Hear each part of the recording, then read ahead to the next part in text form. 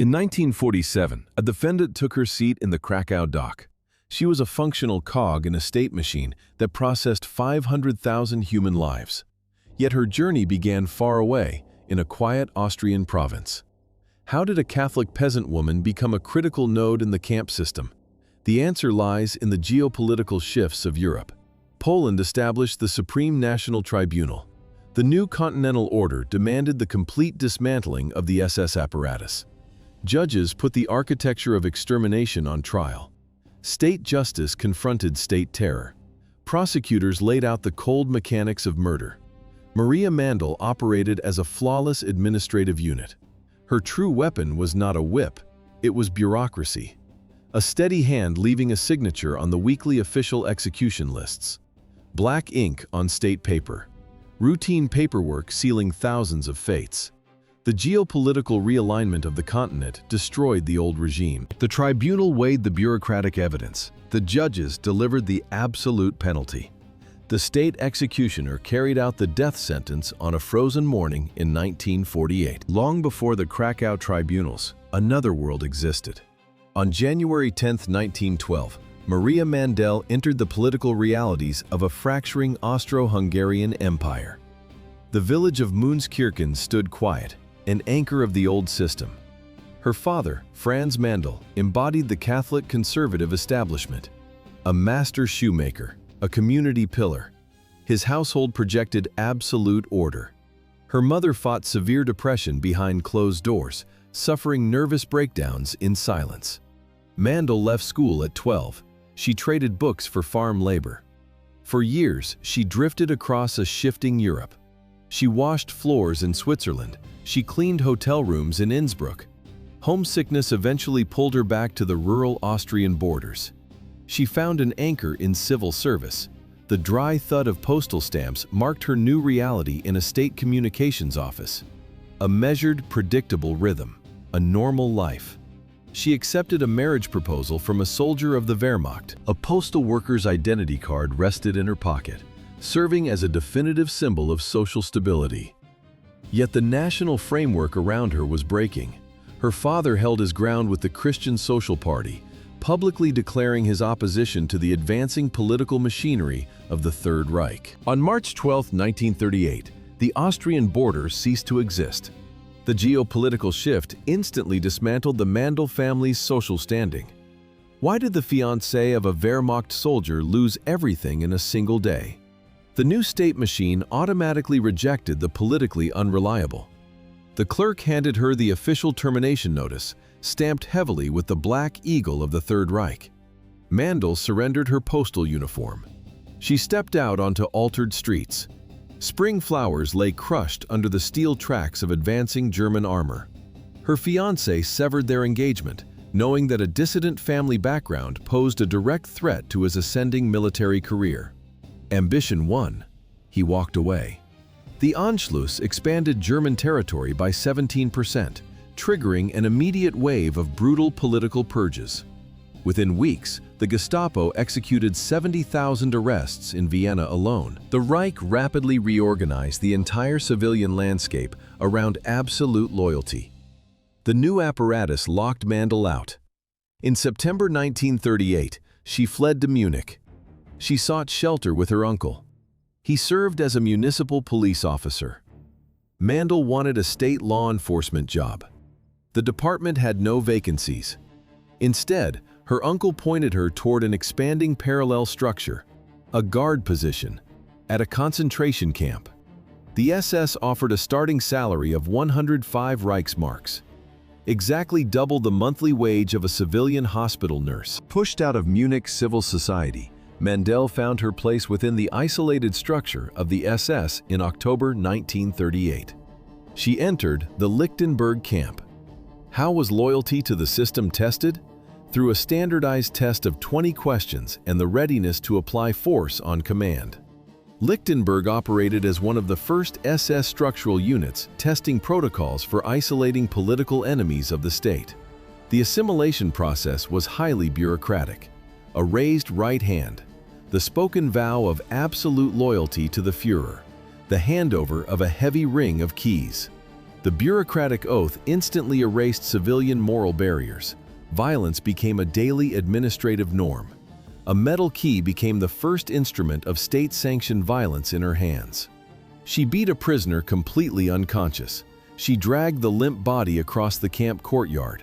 She threw the woman into solitary confinement. The heavy metal key clanked sharply against the concrete floor, the punishment cell.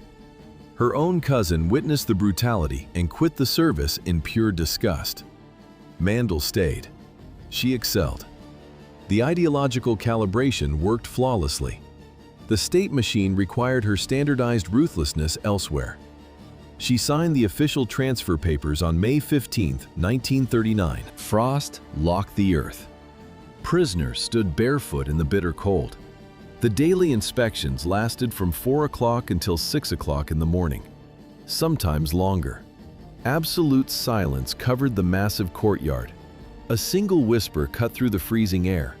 She is here. Maria Mandel walked the ranks. An older prisoner shifted her weight. She had slipped a torn scrap of newspaper under her bare heels. Mandel spotted the paper. She beat the woman unconscious. Guards dragged the bleeding body to the punishment block. Why did the state machine require an exclusively female camp? The Reich needed a dedicated testing ground. Ravensbrück became the central polygon for standardizing terror. Her official transfer on May 15, 1939, marked Mandel's first step toward the summit of the SS infrastructure. Soon, she would authorize execution lists for hundreds of thousands of lives. Her brutality functioned as a baseline administrative protocol. Ravensbrück operated as the primary training complex for female personnel. The camp forged more than 3,500 female guards. Berlin then distributed these hardened supervisors across occupied Europe. The facility processed human material on an industrial scale. 130,000 women passed through its gates. Most never returned. Mandel honed her management methods on them. In a narrow administrative corridor, an elderly prisoner failed to step aside. Mandel kicked her in the chest and head until the woman stopped moving entirely. The brutal mechanics honed in Ravensbrück served as a flawless resume. In October 1942, these tested methods opened the gates of Auschwitz for Maria Mandel. She transformed extermination into a daily administrative procedure. At the camp gate, she waited for the returning labor columns. She held a wooden cane exactly 50 centimeters above the dirt. Exhausted prisoners had to leap over the barrier. Women who cleared the stick survived another day. Women who stumbled walked straight to the gas chambers. No exceptions. This industrial efficiency secured the absolute trust of Commandant Rudolf Haas. He appointed her as Schutzhoflagerführerin, the highest female rank. The Reich turned genocide into a standard corporate ladder. In March 1944, Haas rewarded her extermination quotas with a salary increase of 100 Reichsmarks. This specific raise mirrored a massive performance bonus for a senior manager in civilian heavy industry. Death became a metric. Week after week, she authorized the selection lists. Her pen stroke systematically erased 500,000 human beings. 500,000 lives liquidated for career growth. The state formally recognized her administrative output. In November 1944, military officials pinned the War Merit Cross, second class, to her uniform. In April 1943, controlling 500,000 lives, Maria Mandel implemented a new tool of control in Auschwitz. She built a symphony orchestra. Why did a death factory need a symphony orchestra? The answer was pure logistics. Music set a unified rhythm for the massive labor columns. It kept thousands of prisoners in step. It reduced panic among arriving transports. Most importantly, the tempo saved the physical energy of the SS guards. They stopped shouting. They stopped running to align the marching rows. The beat managed the crowd. Culture functioned as a systemic gear in the extermination machine. Mandel drafted the proposal. Commandant Rudolf Haas signed the approval. The SS hierarchy stamped the documents. Then the acquisitions began. Guards smashed open the leather trunks of newly arrived deportees. They extracted cellos, flutes, and sheet music. The varnished wood of confiscated violins gleamed under the camp floodlights. Clerks cataloged the instruments of dead Jews and handed them to living prisoners. In August 1943, the operation required a professional director. Mandel issued a personal transfer order. She pulled Alma Rosé, an Austrian violin virtuoso and niece of composer Gustav Mahler, from the main camp and placed her in the Birkenau extermination sector. An operational paradox formed. Mandel signed thousands of execution warrants every week, yet she addressed the conductor with absolute deference. She called her Frau Alma, two words of profound respect delivered by an architect of mass murder. The ensemble grew to nearly 50 women. They stood by the main gates in the freezing dawn. They played German military marches. They played Strauss. When Rosé fell sick, Mandel provided a private recovery room. She promised the musician total immunity from the gas chambers. The same administrator who wept at morning concerts authorized lethal selections in the afternoon. This administrative protection failed. On April 5, 1944, suspected botulism struck the conductor. Mandel openly mourned at her bedside. The camp hospital offered no cure.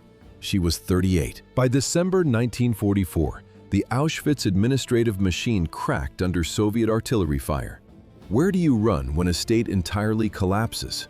Mandel attempted to return to her roots, but the crumbling system could no longer protect her. Command reassigned the overseer to the Mittenheim subcamp of Dachau. The Reich desperately needed to save its military industry. 500 female prisoners dug massive underground tunnels. They built hidden aviation factories to escape Allied bombers. A geopolitical death rattle. Her authority shrank. She aligned herself with the camp commandant, Walter Langlist. On May 1, 1945, United States forces breached the area. Total territorial collapse. The woman who once orchestrated mass murder fled into the woods under enemy gunfire. Absolute power evaporated in a single afternoon. She crawled back to her origins. She stood before the door of her father's house in Munskirchen.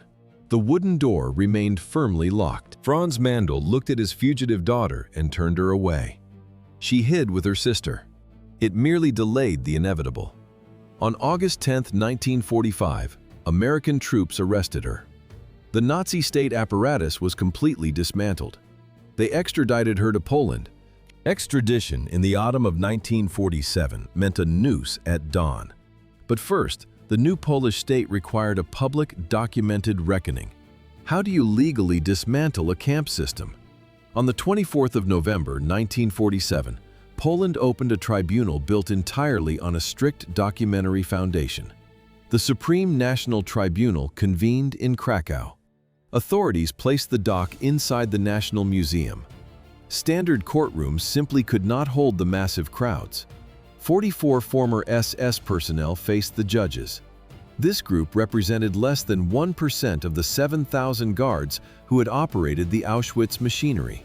A statistical fraction, yet a vital geopolitical precedent. The tribunal read the official charges aloud. Translators relayed the crushing weight of the evidence. The dry rustling of the Polish newspaper Echo Krakowa rippled across the crowded wooden benches. Reporters documented every minute of the procedure. Maria Mandel stood in the center of this legal assembly, the woman who once condemned thousands to the gas chambers with a single casual gesture, now lost command over her own body. An unnatural blush covered her skin. Her breathing turned shallow and erratic. A violent, nervous twitch hijacked her entire face. The state systematically stripped her of absolute power.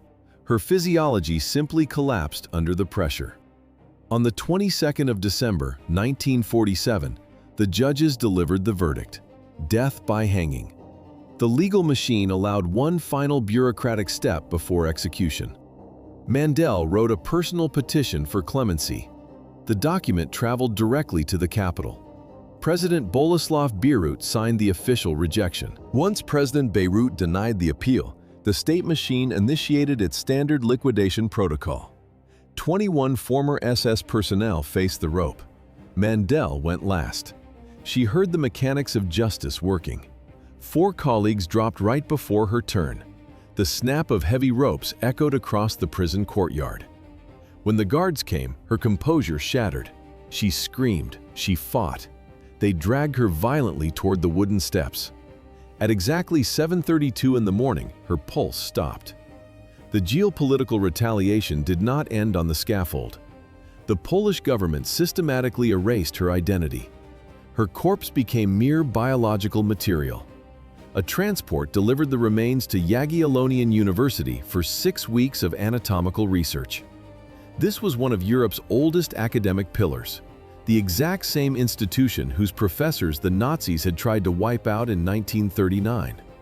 Now, their medical students dissected an SS overseer on a cold steel table. When the doctors finished, the bureaucracy closed the file. On the 6th of March, 1948, gravediggers dropped an unmarked wooden crate into the earth at Rakowicki Cemetery in Krakow. Her father never requested the remains. The family plot still stands in Münzkirchen. But the number of times her name appears on that granite headstone is exactly 0. 500,000 victims never returned home. A nameless wooden box at the Rakowicki Cemetery marked the physical endpoint of a ruthless operational career lasting exactly 7 years. What remains after an empire collapses? Only archives. Vaults where every signed word outlives the regime. She wielded absolute authority over life and death. She mourned the famous violinist Alma Rosé. She wept at camp concerts. But emotions hold no weight in geopolitical tribunals. The totalitarian machinery she served ran entirely on paperwork. Investigators gathered a massive paper trail of transport rosters, daily logs, and death warrants. The dry thud of heavy archive folders closing sealed her fate. History preserved thousands of her own signatures against her. On January 24, 1948, a state clerk stamped the final case file. The official court protocol registered the execution at exactly 7:32 in the morning.